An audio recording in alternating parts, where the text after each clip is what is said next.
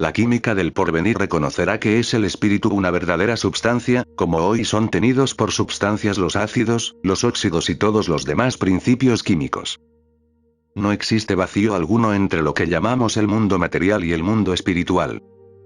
Ambos están constituidos por substancias o elementos en grado distinto de sutileza, fundiéndose imperceptiblemente el uno en el otro. En realidad, la materia no es más que una forma visible para nosotros de los sutiles elementos a que damos el nombre de espirituales. Nuestro invisible e impalpable espíritu hace fluir continuamente de nosotros un elemento de fuerza tan real como la corriente eléctrica que nuestros ojos no ven. Estas corrientes espirituales se combinan con otras corrientes espirituales, y de tales combinaciones salen nuevas cualidades de espíritu, así como de combinaciones de varios principios químicos se forman principios o elementos nuevos o con propiedades nuevas. Si arrojamos fuera elementos espirituales de odio, de pena o de dolor, habremos puesto en acción fuerzas dañosas para nuestra inteligencia y para nuestro cuerpo. El poder de olvidar no es otra cosa que el poder de arrojar muy lejos de nosotros los elementos espirituales desagradables y perniciosos, poniendo en lugar suyo los que hayan de servirnos para vivir sin dolor.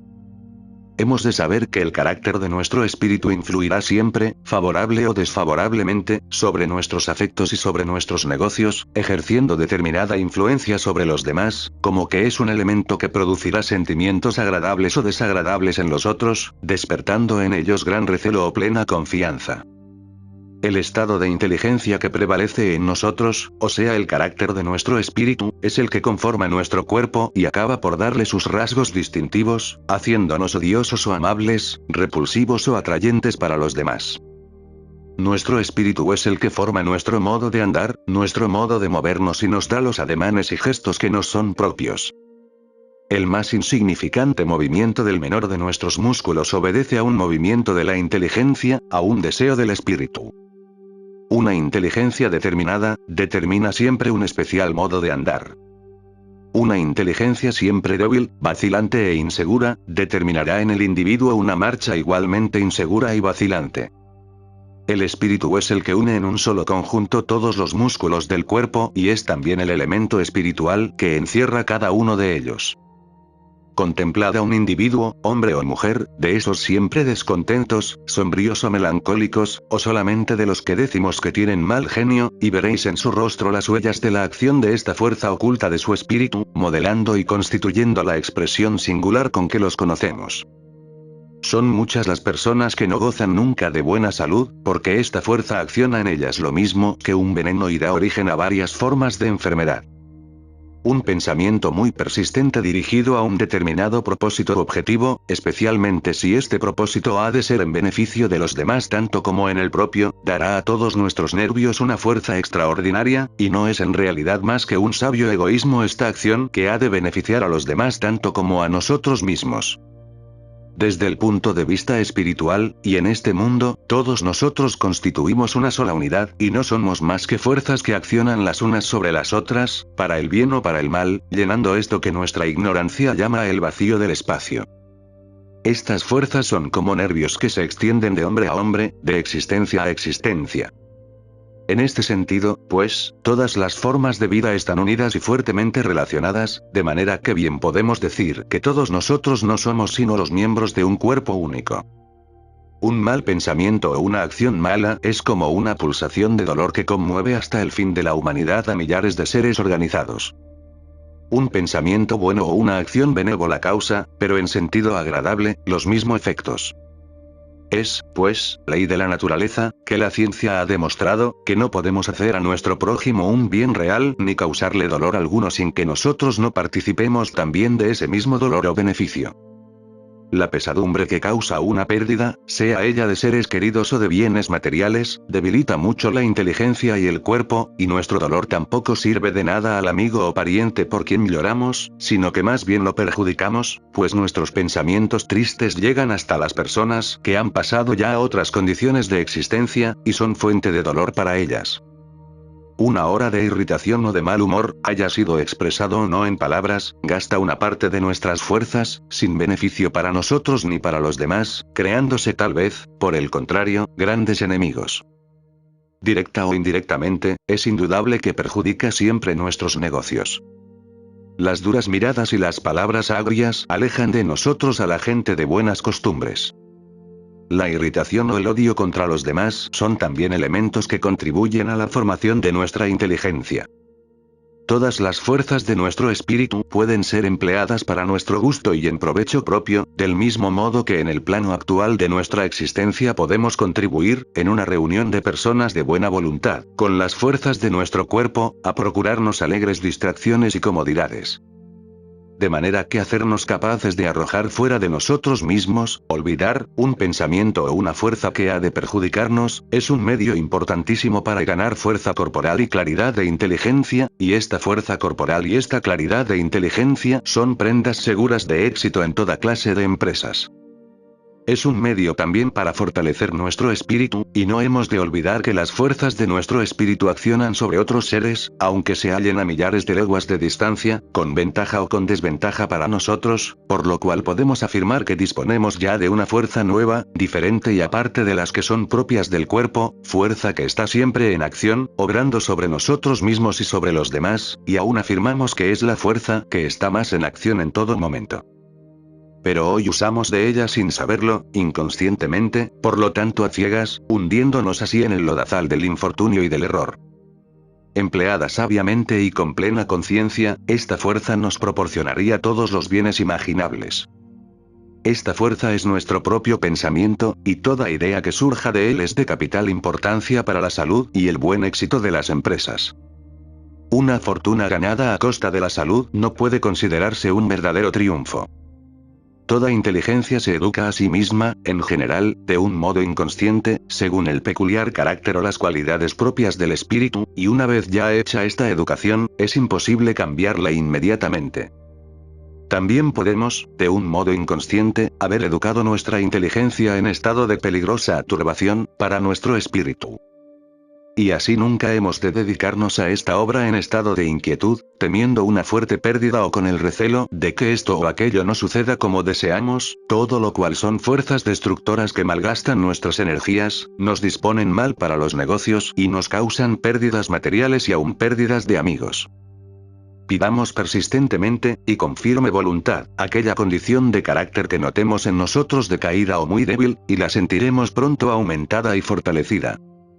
Pidamos, por ejemplo, una mayor paciencia, mayor decisión o más claridad de juicio, más valor o más confianza en nosotros mismos, y veremos a crecer estas cualidades. Todas estas cualidades están constituidas por elementos reales, aunque forman parte de lo más sutil, de lo que no puede ser descubierto y reconocido por la química de la naturaleza. El hombre que está descorazonado, desesperado, o bien triste y quejoso, es que inconscientemente ha atraído hacia sí los elementos de estas condiciones de vida, apropiándoselas, debido a que su inconsciente mental está muy mal educado. La inteligencia es de naturaleza magnética, y por esto atrae hacia sí toda fuerza espiritual en que se fija y la hace penetrar en sí misma. Despertemos la idea del miedo, y el miedo aumentará en nosotros en grado sumo. Dejemos de resistir a la tendencia del miedo, no hagamos esfuerzo alguno para arrojar el miedo, y es lo mismo que abrirle la puerta para que penetre en nosotros, esto es, hemos pedido el miedo. Fijemos nuestra inteligencia en la idea de valor, y entonces nos veremos imaginativamente valerosos, y más valerosos seremos, en realidad, cuanto más tenazmente fijemos esta idea en nuestra inteligencia. Esta vez hemos pedido el valor, y el valor ha venido a nosotros. No tiene límite el mundo invisible para proporcionarnos toda clase de cualidades espirituales. Con las palabras pedid, y recibiréis, Jesucristo quiso decir que toda inteligencia que necesite de alguna cualidad, la pida continuamente y llegará a adquirirla. Pidamos, pues, con discernimiento y obtendremos siempre lo mejor. Cada segundo que empleamos en una sabia petición, nos dará un incremento de poder, que nunca es poder perdido para nosotros. Con este esfuerzo ganamos constantemente energías que podemos ir acumulando, pues no las hemos de gastar en mucho tiempo. Lo que necesitamos en todas las empresas no es sino un mayor poder, para alcanzar buenos resultados y llevar adelante nuestra fortuna, poder para realizar en torno de nosotros todo aquello que nos ha de favorecer y ha de favorecer a nuestros amigos, pues no podremos dar de comer a los demás si nosotros mismos no tenemos con qué alimentarnos. este poder no es la misma cosa que reunir en la memoria las opiniones de otras muchas personas o una serie de hechos sacados de los libros, los cuales frecuentemente demuestra el tiempo que son puras ficciones. Todo hecho verdadero, en algún grado o plano de existencia, ha llegado a cumplirse por el poder del espíritu o por las invisibles fuerzas originadas en la inteligencia, obrando sobre otras inteligencias, ya próximas, ya lejanas, pero de un modo tan real como es real la fuerza de nuestro brazo al levantar una piedra.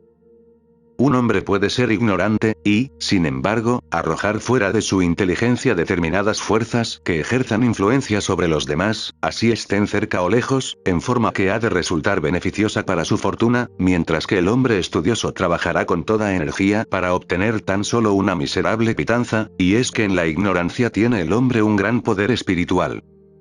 La inteligencia no ha de ser como un saco donde se meten hechos y más hechos. La inteligencia no es otra cosa que un poder de acción para alcanzar aquellos resultados que se deseen. Escribir libros no es sino una pequeña parte de la acción que puede ejercer la inteligencia. Los más grandes pensadores primero trazaron el plan de su acción y después actuaron. Así lo han hecho Colón, Napoleón, Fulton, Morse, Edison y otros muchos que lograron remover y conmover el mundo, obrando de este mismo modo lograremos iguales resultados. Todo plan, propósito o deseo que se relacione con un negocio o con un invento es una positiva producción de invisibles elementos espirituales, y recordemos que el espíritu es como un imán.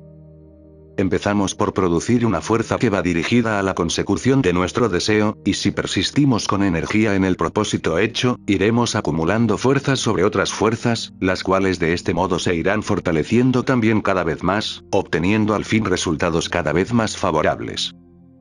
Cuando abandonamos un propósito, antes de haberlo conseguido, lo que hacemos es detener la aproximación de las fuerzas que venían ya hacia nosotros y detener igualmente las que habíamos ya logrado atraer y reunir. El éxito, en todo negocio, depende de la perfecta aplicación de esta ley. La persistencia en un propósito es el mejor modo de atraernos fuerzas o elementos favorables, de modo que sea cada vez más fácil su realización en el mundo exterior. Cuando nuestro cuerpo se halla en el estado que llamamos sueño, estas fuerzas, o sea nuestro espíritu, están en plena actividad, ejerciendo su influencia sobre otras inteligencias. Si nuestro último pensamiento antes de dormirnos ha sido de ansiedad, de recelo o de odio contra alguno, su acción tendrá para nosotros tan solo pésimos resultados. Pero si nos sentimos alegres, confiados y nos dormimos en paz con todos los hombres, entonces nuestro espíritu será el más fuerte y su acción tendrá para nosotros los mejores resultados.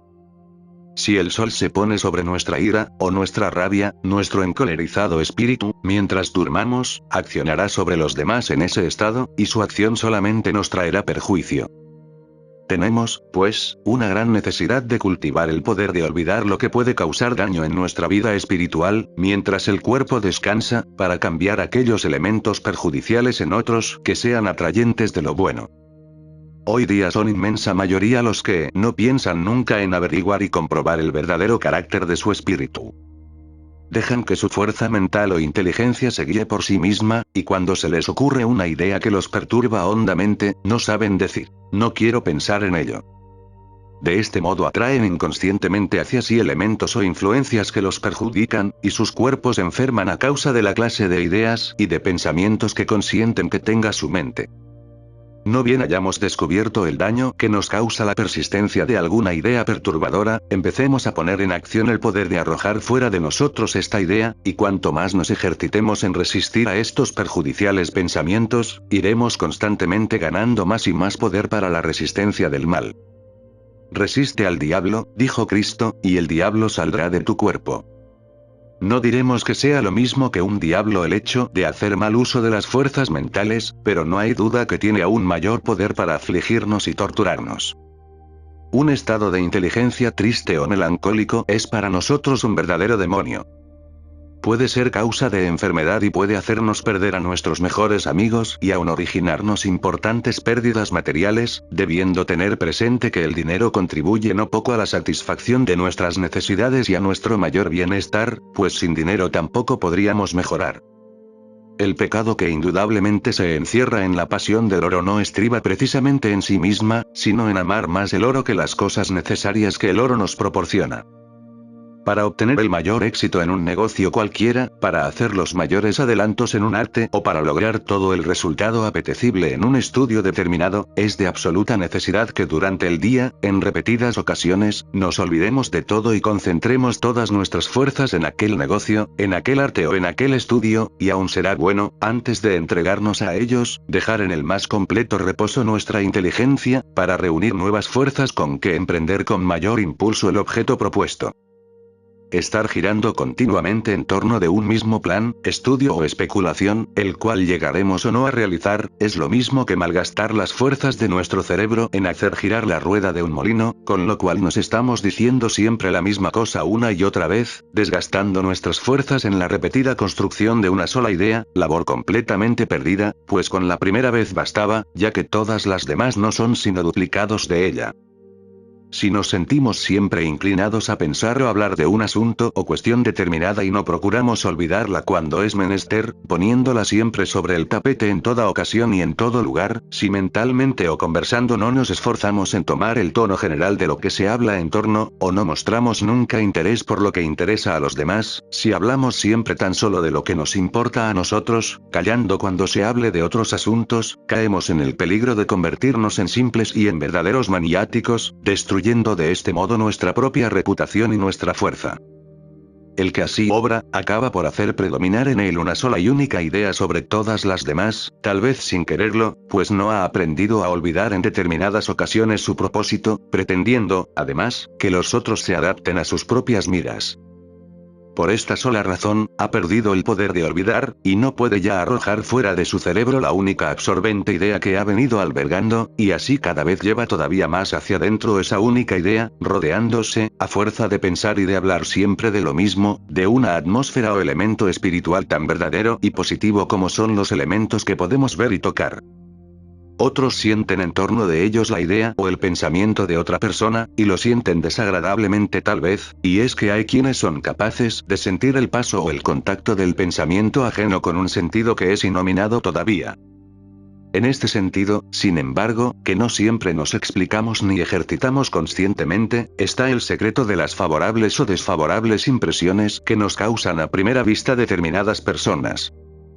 De nuestro espíritu fluye constantemente una especie de viva corriente, lanzando al espacio elementos espirituales que afectan a otros, desfavorablemente o favorablemente para nosotros, según que sus respectivas cualidades concuerden mejor o peor y según también la agudeza de sensibilidad que tiene el espíritu con el cual choca el nuestro, y téngase en cuenta que podemos ser afectados por el pensamiento de otra persona, esté muy cerca o muy lejos de nosotros. Así, podemos decir que estamos hablando con los demás mientras está quieta nuestra lengua, y que fabricamos elementos de odio o de destrucción cuando nos hemos retirado a la quietud de nuestro dormitorio. Un maniático se convierte muchas veces en un mártir, o él, cuando menos, lo piensa así. No hay causa que exija indispensablemente el martirio, a menos que sea por ignorancia, pues nunca fue, en efecto, de una absoluta necesidad. El martirio implica siempre carencia de raciocinio o de tacto para la proclamación de un principio cualquiera, nuevo en el mundo. Analizad al martirizado, y siempre hallaréis en el mártir una fuerza o una idea que lo obligó a obrar en una forma antagónica y ofensiva para alguien. Un hombre de mucha inteligencia, a fuerza de pensar siempre en una misma idea, acaba por obsesionarse con ella. El antagonismo que se ha ido formando entre su pensar y el pensar de los demás ha existido primeramente en su propia inteligencia.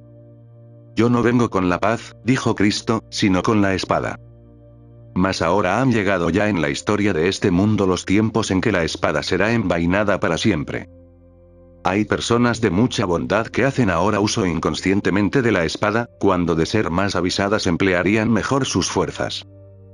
Espiritualmente, podemos usar y aún abusar de la espada de la represión o corrección, y de la espada de la aversión o del aborrecimiento, contra aquellos que no escuchan o no entienden lo que decimos, y también la espada del desmerecimiento o prejuicio contra aquellos que no se avienen a adaptar nuestros peculiares hábitos o costumbres.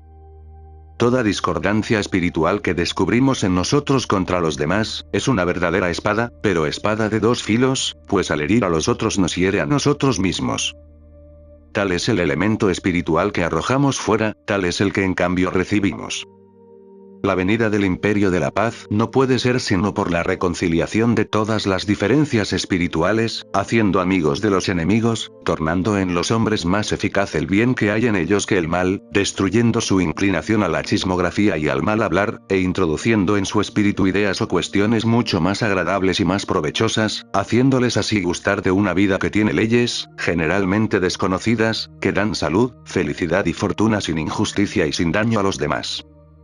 El bueno es el mejor abogado o defensor de sí mismo, pues hallará siempre en su camino la sonrisa de la verdadera amistad, así como el malo o el pecador no hallará nunca sino daño y enfermedad.